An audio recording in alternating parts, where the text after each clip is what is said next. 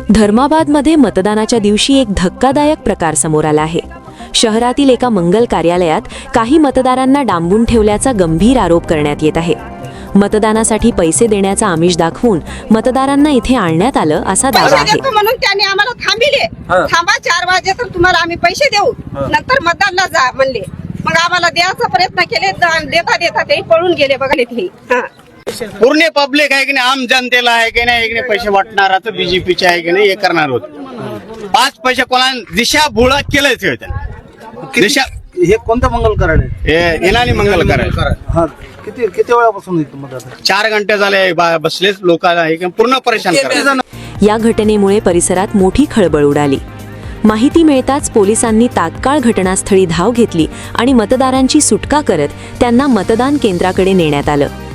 निवडणूक आयोगाने या प्रकरणाची गंभीर दखल घेतली असून चौकशी सुरू केली आहे। लोकशाहीच्या पवित्र प्रक्रियेवर प्रश्नचिन्ह उभं करणाऱ्या या घटनेमुळे राजकीय वातावरण तापलं आहे। पुढील तपासानंतर सत्य काय आहे हे लवकरच स्पष्ट होणार आहे।